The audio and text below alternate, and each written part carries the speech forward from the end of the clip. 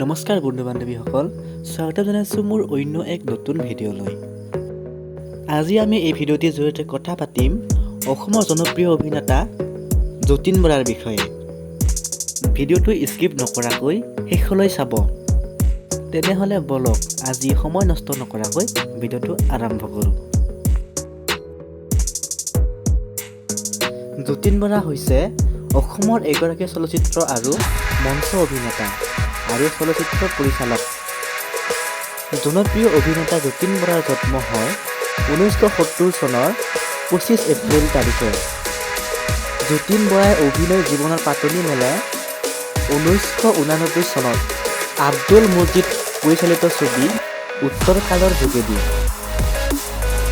1995 চনত তেওঁ প্ৰদীপ গগৈৰ পৰিচালিত আই কিল হিম ছাৰ নামৰ ছবিখনত এটি মুখ্য চৰিত্ৰত অভিনয় কৰে।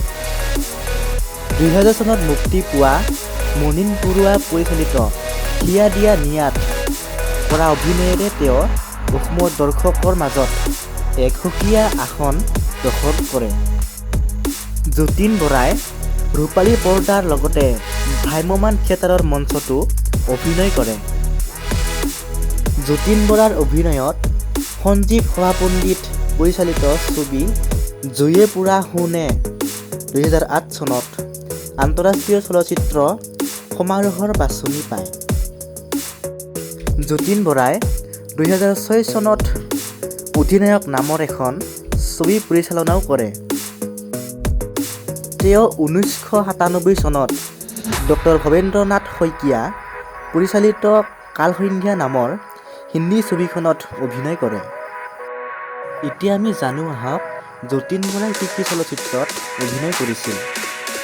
উত্তৰ কাল 2 নৱেম্বৰ 1990 চনত আব্দুল মজিদে পৰিচালনা কৰিছিল। আই কিল হিম ছাৰ 3 নৱেম্বৰ 1995 প্ৰদীপ গগৈয়ে পৰিচালনা কৰিছিল। কালসন্ধ্যা 1997 ডক্টৰ ভৱেন্দ্ৰনাথ শইকীয়াই পৰিচালনা কৰিছিল। হিয়া দিয়া নিয়া 25 ফেব্ৰুৱাৰী 2000 চনত মুনীন বৰুৱাই পৰিচালনা কৰিছিল। অহংকাৰ 3 মাৰ্চ 2000 চনত প্ৰদীপ হাজৰিকাই পৰিচালনা কৰিছিল। তুমি মোৰ মাথো মোৰ 24 মাৰ্চ 2000 চনত জুবিন গাৰ্গে পৰিচালনা কৰিছিল। ডাক 2 ফেব্ৰুৱাৰী 2001 মুনীন বৰুৱাই পৰিচালনা কৰিছিল।